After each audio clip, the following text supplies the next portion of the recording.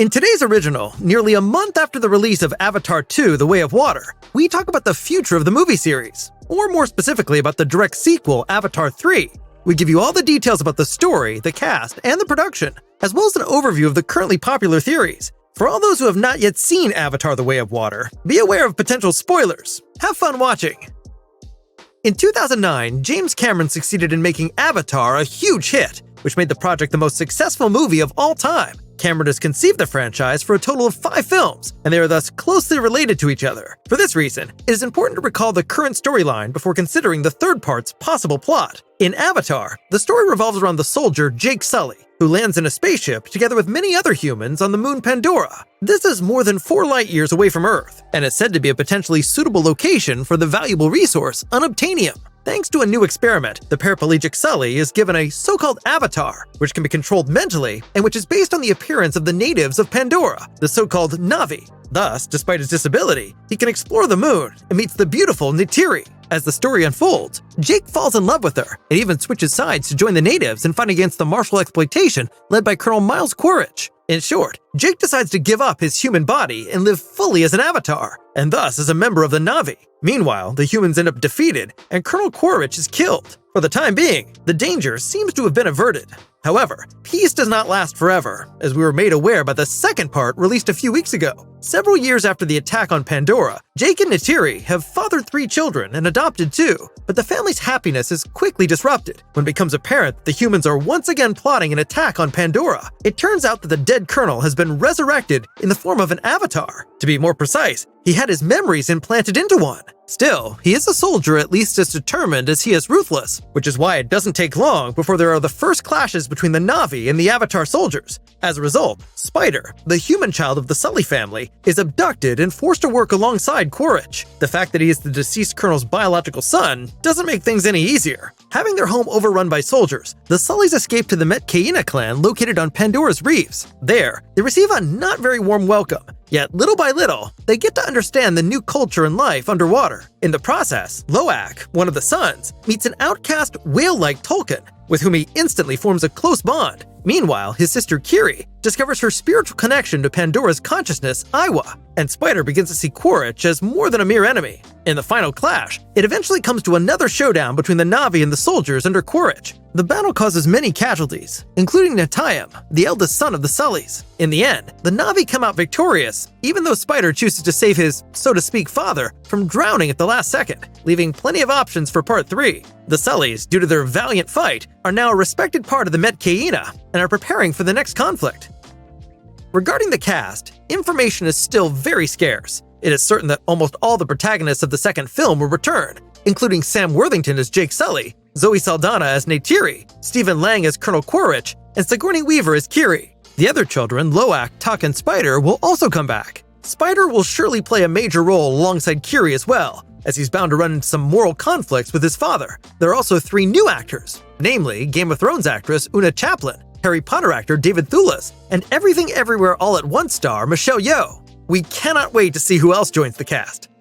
Avatar 3 is pretty much completed already. Regarding the plot, there are some hints that are currently being discussed a lot and that we want to further explore at this point. Shortly before the release of Avatar: The Way of Water, producer John Landau talked about the sequel in an interview with Collider. In terms of storytelling, they want to raise the bar significantly. This includes adding more clans to the story and introducing new biomes. Each of these involves high technological requirements, similar to the jump from the first to the second part, with representation of the highly detailed underwater world. Thus, for the third part, there should be a significant improvement both story-wise and with respect to the cinematic experience. While this makes us very excited, it hardly gives us any concrete information about the plot. Somewhat more specific is director James Cameron in an interview with 20 Minutes France, which took place last December. According to the interview, Avatar 3 will introduce a new clan that differs from the existing Na'vi. This is a clan of Ash people, which will be strongly linked to the element of fire. With it, Cameron wants to bring in an evil part of the Na'vi, having so far portrayed more the good sides of the race, with humans being the sole antagonists. This black and white thinking will thus change somewhat in the upcoming film, and there will certainly be a few Na'vi among the upcoming villains. However, Colonel Quaritch will remain as the main enemy. The Sully family will also be the focus of attention as before. Thanks to the back-to-back shooting, the aging process of the child actors is kept to a minimum,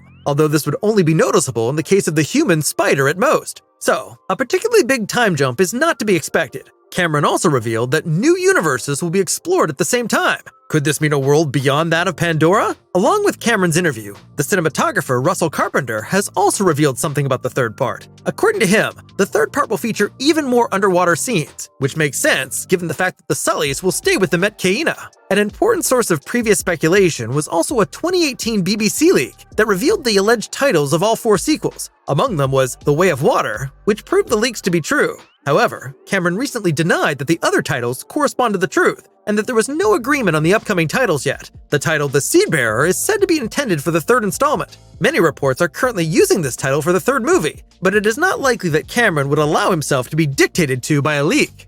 Since the release of Avatar: The Way of Water, there has been a lot of speculation about how the movie series will continue. There are some exciting fan theories that we don't want to keep from you. One theory concerns the Fire Na'vi, who were teased by Cameron. Some suggest that they are not a real clan at all, but various outcast individuals from all the Na'vi nations. A clue to this could be a scene in the first part, when Jake wakes up covered in ashes after the attack on the Tree of Souls. According to him, he has been to a place that the eye does not see. This could be a reference to the traditional Na'vi greeting, which is, "I see you." With this in mind, it seems quite conceivable that the outcasts are deemed dead to their clan, even though they are in fact only outcasts. Thus, they are no longer seen by their former friends. Building on this, many speculate that Quaritch will seek the favor of the Ash people in order to forge a powerful alliance against the other Na'vi. Other theories revolve around Kiri. In the second part, not only did she feel a connection to her biological mother Grace, but also to Aiwa, so it's clear that she will take an especially important role in the upcoming parts. It is not far-fetched to assume that she'll act as a kind of messiah because of her special gift. At the end of Avatar: The Way of Water, we already got a foretaste of this by seeing how she can control and direct other living beings, and thus protect her family from death. There are other speculations that Kiri even gets to Earth in some way, although in this case, many are referring to the leaked title The Seedbearer, which supposedly might not be correct. It is nevertheless an interesting idea to have Kiri perform miracles as a seedbearer and messiah on the perishing distant Earth. The future of the film series depends heavily on the success of the currently running Avatar: The Way of Water. Although the film has long since surpassed the $1 billion mark in box office takings, it is debatable whether the film will be profitable for Disney. The reason for this is the high production costs of the film series, which are considerably higher than those of comparable films due to the complex filming. For example, James Cameron's team relies on gigantic underwater tanks in order to shoot the relevant scenes there, instead of just simulating it all digitally. Moreover, it recently became known that the current cut of Avatar: The Seedbearer is a whopping 9 hours. This is because Cameron basically had all the scenes he came up with filmed, even though he already knew that he would surely edit out more than half of them. All in all, the filming of James Cameron's declared life's work and passion project, Avatar, is anything but easy, even for a giant corporation like Disney. Filming is finished, and the movie is almost done. After post-production, which will probably be completed in the course of the year, the people involved will move on to the promotional phase. The final movie will then be released in theaters on December 20th, 2024. Here you go. We hope you enjoyed our new original. What do you think of the newest Avatar installment, The Way of Water? And what would the perfect sequel look like in your opinion? Feel free to tell us your thoughts in the comments.